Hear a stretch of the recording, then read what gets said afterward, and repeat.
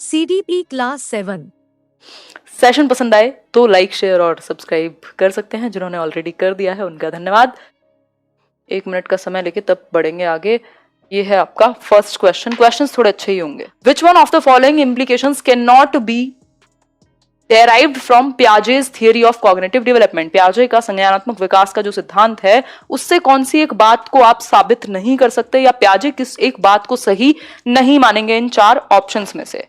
देखिए एक बार, question number A है sensitivity to children's readiness to learn.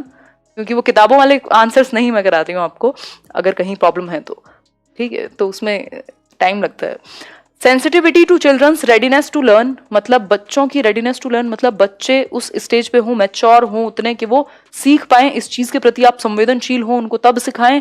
बात बिल्कुल ठीक है, क्योंकि स्टेजेस में सीखने की बात पियाजे करते हैं। बिना मैच्योरिटी के आप नहीं सिखा सकते, यानी एक एज का होना जरूरी है ना। आप 2 साल के बच्चे को पियाजे नहीं पढ़ा सकते, मतलब आपको सेंसिटिव होना पड़ेगा उसकी रेडीनेस टू लर्न के लिए कि वो तैयार भी है अभी सीखने के लिए या नहीं। ठीक, तो ये तो आंसर होगा नहीं, क्योंकि कैन नॉट पूछा है, और नॉट पूछेगा तो एकदम 3 इडियट वाले कान हम खड़े कर लेंगे। दूसरा ऑप्शन है एक्सेप्टेंस ऑफ इंडिविजुअल डिफरेंसेस, व्यक्तिगत विभिन्नताओं का एक्सेप्टेंस, बिल्कुल इस बात को पियाजे मान लेंगे, तो इसलिए आंसर ये भी नहीं होगा। डिस्कवरी लर्निंग, वो बात करते हैं एक्टिविटी से, यानी बच्चा क्या है, सक्रिय निर्माता है नॉलेज का, यानी एक्टिविटी करके सीख सकता है, ये बात भी गलत हो गई। सिर्फ बचा क्या हमारे पास, एक ही चीज बची है हमारे पास, उसको हम कह सकते हैं नीड फॉर या नीड ऑफ वर्बल टीचिंग, मतलब मौखिक शिक्षण। आप वर्बली एक एक चीज बताएं बच्चे को, उस चीज पे पियाजे जो है बहुत ज्यादा इंपॉर्टेंस नहीं देंगे। वो डिस्कवरी लर्निंग को, इंडिविजुअल डिफरेंसेस को, या बच्चे की खुद की एक्टिविटी को बहुत ज्यादा, उसका जो एक्सपीरियंस है उसको ज्यादा इंपॉर्टेंस देंगे, बजाय कि वर्बल टीचिंग के कि आप वर्बली उसको ट्यूशन देकर के पढ़ाएं। ठीक है बात, तो आंसर जो है वो डी होगा, यहां क्लियर है ये बात।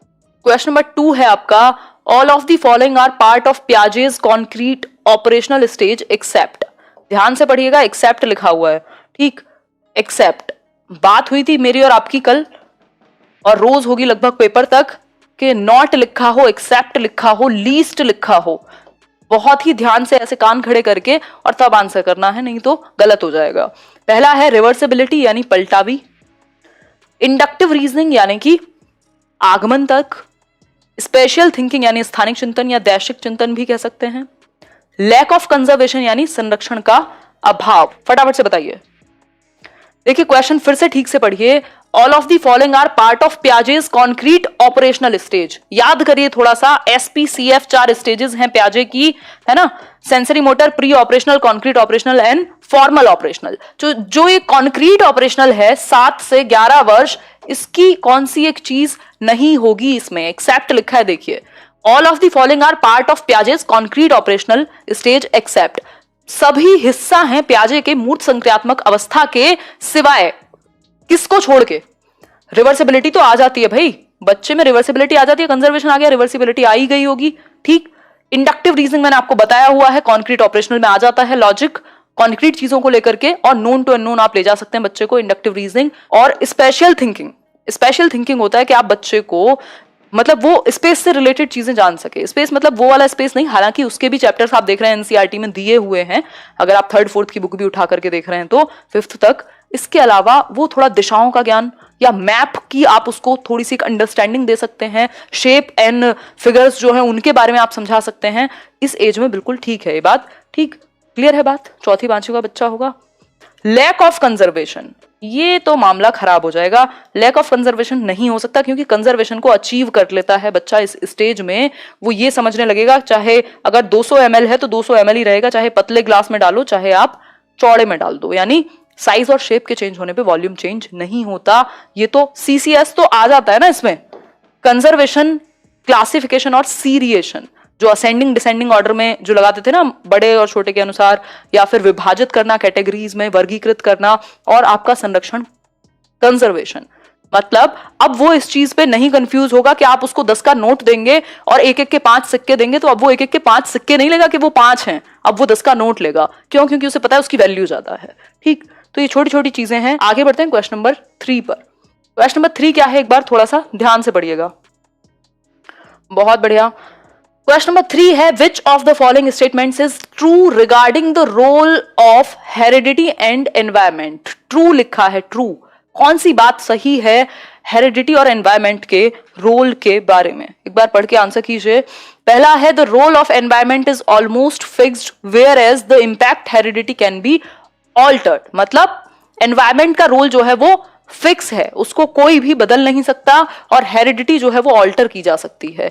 ऐसा होता तो मैं अपनी हाइट तो बढ़वा ही लेती जाकर के कहीं ना कहीं, है ना। मतलब मैंने कहा थोड़ा सा जीन्स में चेंज कर दो, थोड़ा हाइट बड़ी कर दो, वो वाले जीन्स चाहिए, है ना, हो नहीं पाता। फिर है the theories based on the behaviourism are largely based on the role of nature in human development. जो थियरीज हैं बिहेवियरिज्म पर बेस्ड, वो नेचर की बात करती है, यानी व्यवहारवादी हेरिडिटी की बात करते हैं। देखो नेचर और नर्चर का यहां मतलब है, नेचर मतलब हेरिडिटी और नर्चर मतलब एनवायरमेंट। शायद आप देख नहीं पा रहे होंगे। अब देखते हैं C option, the relative effects of heredity and environment vary in different areas of development. यानी कि जो प्रभाव है आनुवंशिकता और पर्यावरण का, वो अलग अलग विकास के क्षेत्रों में अलग होता है। फिर है D option, the policy of compensatory discrimination of the government of India. देखो ऐसी कोई डिस्क्रिमिनेशन की पॉलिसी नहीं है, ऑल्टर नहीं कर सकते आप। हेरिडिटी फिक्स्ड है, स्टैटिक फैक्टर है, हेरिडिटी में बदलाव संभव नहीं है। एक बार आपका जो पूरा वो जायगॉट है, जो आपका पूरा जो आपको फॉर्म होना था एक तरीके से, आपका डीएनए आरएनए बदलेंगे थोड़े ना बाद में, ठीक। अगर मैं बात करूं the theories based on behaviourism, तो एक बात याद रखिएगा, व्यवहारवाद की अगर मैं बात करूं तो व्यवहारवादी एनवायरमेंट पे फोकस करते हैं, उनको हेरिडिटी से मतलब नहीं है। तभी जेबी वॉटसन कहते हैं कि आप मुझे 1 दर्जन बच्चे दे दीजिए, मैं उनको कुछ भी बना सकता हूं, चोर, डॉक्टर, सिपाही, जो आप चाहें, ठीक। दैट मीन्स उनको हेरिडिटी से, उनको जीन्स से मतलब नहीं है, वो पर्यावरण से कुछ भी बना देंगे। तो इसलिए खत्म कहानी, ठीक। यही है कि रिलेटिव इफेक्ट्स ऑफ हेरिडिटी, कुछ क्षेत्र में आनुवंशिकता ज्यादा प्रभावशाली होती है, कुछ में आपका पर्यावरण। भाई आपकी हाइट, आपकी आंखों का रंग, आपके बालों का रंग, आपका बॉडी टाइप, ये सब क्या है, ये हेरिडिटी से प्रभावित है। आपकी एजुकेशन, आपका न्यूट्रिशन, ये सब किससे प्रभावित है? एनवायरमेंट से ज्यादा प्रभावित होंगे दोनों से, लेकिन ज्यादा किसी क्षेत्र में कोई हावी होगा, किसी क्षेत्र में कोई और, ठीक। तो सी ऑप्शन, सिंपल बात। पर्यावरण जो है वो डायनामिक होता है, परिवर्तनशील, हेरिडिटी फिक्स होती है। क्वेश्चन नंबर 4 पर चलिए, एक बार देख लीजिए। देखो एक बार, which of the following is a characteristic of Kohlberg's stages of moral development. Kohlberg के नैतिक विकास की बात करें अगर, तो कौन सी एक विशेषता होगी? पहला ऑप्शन है वेरिएबल सीक्वेंस ऑफ स्टेजेस, मतलब स्टेजेस बदलती रहती हैं। कोई भी जो स्टेजेस देता है वो बदलने के लिए नहीं देता, वो फिक्स होती हैं। भाई प्याजे की स्टेजेस आप बदल दोगे कि 2 से 6 नहीं है तो 2 से 8 वर्ष होगा, पॉसिबल नहीं है, ठीक। तो जो स्टेजेस हैं वो फिक्स होती हैं हमेशा, बनाई इसलिए जाती है, नहीं तो वाइगॉस्की की तरह कह देंगे कि एज मैटर नहीं करती। फिर है स्टेजेस आर आइसोलेटेड रिस्पॉन्सेस होगा एंड नॉट जनरल पैटर्न। सभी के लिए सामान्य नहीं होती स्टेजेस, पूरी दुनिया के लिए सामान्य होंगी। अगर स्टेजेस का मतलब ही ये है, ऐसा थोड़ी कि अपने बच्चों के लिए बना ली होंगी और बाहर वालों के लिए अलग होंगी, पॉसिबल नहीं है ना। प्याजे के बच्चों के लिए 4 स्टेजेस हैं, आपके लिए ना हो, कैसा लगेगा। फिर है universal sequences of stages across all cultures. सभी संस्कृतियों में जो स्टेजेस हैं वो सामान्य हैं, यूनिवर्सल हैं, सार्वभौमिक हैं, एक जैसी रहती हैं। सुंदर सी लग रही है बात तो।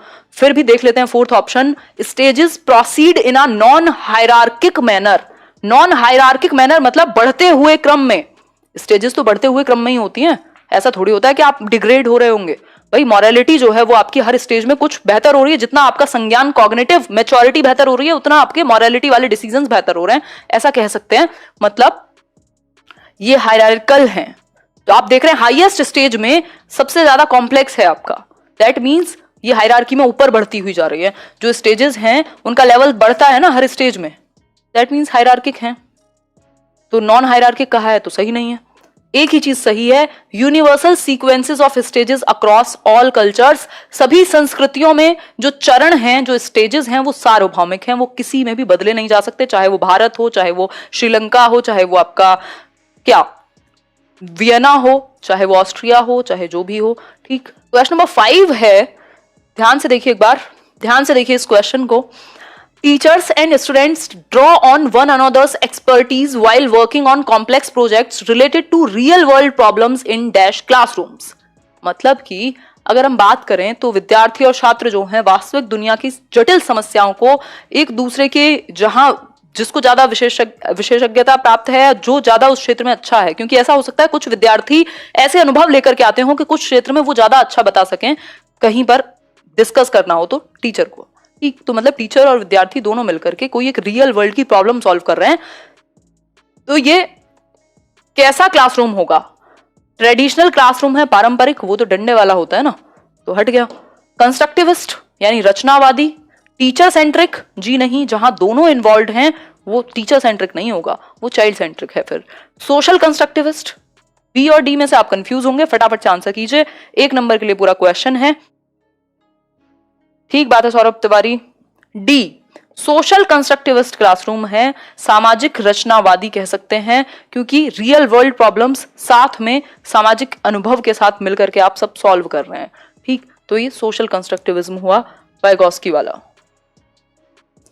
आगे बढ़ेंगे। Which of the following is a positive agency of socialisation?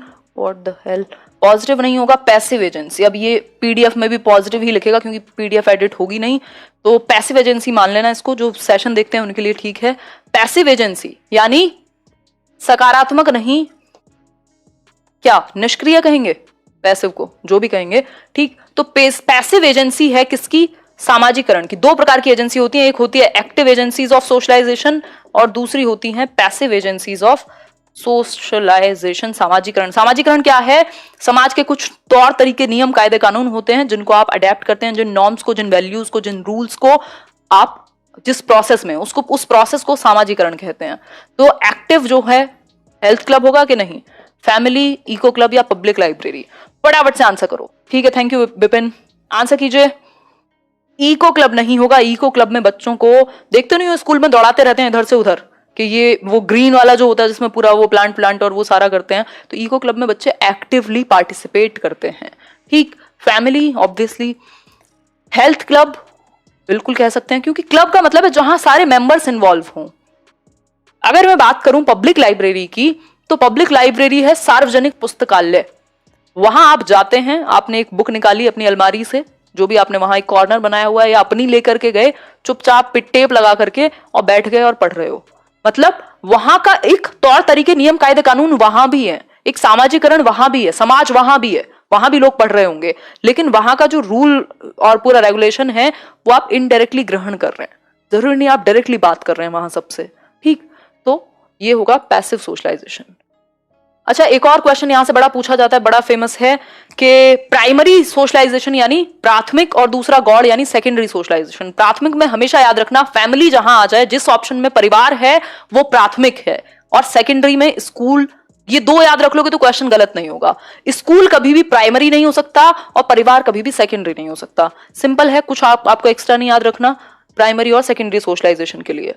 Clear है बात? ह्यूमन डेवलपमेंट इज, मानव विकास क्या है? क्वांटिटेटिव है यानी मात्रात्मक है, क्वालिटेटिव यानी गुणात्मक है, immeasurable to a certain extent, एक निश्चित सीमा तक आप इसको मेजर नहीं कर सकते, या फिर बोथ क्वांटिटेटिव एंड क्वालिटेटिव है, मात्रात्मक और गुणात्मक दोनों है। बताइए एक बार। दोनों, बोथ है, बोथ क्वांटिटेटिव एंड क्वालिटेटिव, क्योंकि जो डेवलपमेंट है उसमें ग्रोथ अपने आप ही शामिल है। ठीक, सिंपल बात। Which one of the following is a factor that affects learning positively? सकारात्मक रूप से अधिगम को प्रभावित करने वाला कारक। पहला ऑप्शन है फियर ऑफ फेलियर, यानी असफलता का डर। ये सकारात्मक है क्या? एंजाइटी, डिप्रेशन, सुसाइड्स कितनी ज्यादा स्टूडेंट्स में कॉमन है, यही है वो कहानी, फियर ऑफ फेलियर, तो ये तो पॉजिटिव नहीं हो सकता। Competition with peers, competition with peers मतलब जो कि बहुत ही कॉमन है कि भाई शर्मा जी के बेटे के इतने आए हैं, बेटी के इतने आए, तुम्हारे भी इतने आने चाहिए, और आप भी खुद लगे पड़े हैं कि देखो मैं तो उससे कितना अच्छा हूं, है ना।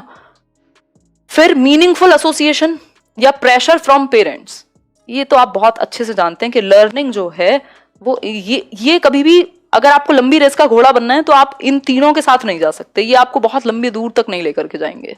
ठीक, अगर कर भी रहे हैं अगर आपको ये प्रभावित, तब भी पहली बात तो ये नेगेटिव है, और थोड़ा बहुत अगर आप मोटिवेट हो भी गए इन बातों से तो ये लंबी रेस में नहीं जाएंगे, आप एक टाइम पे फ्रस्ट्रेट हो जाएंगे क्योंकि दुनिया बहुत बड़ी है।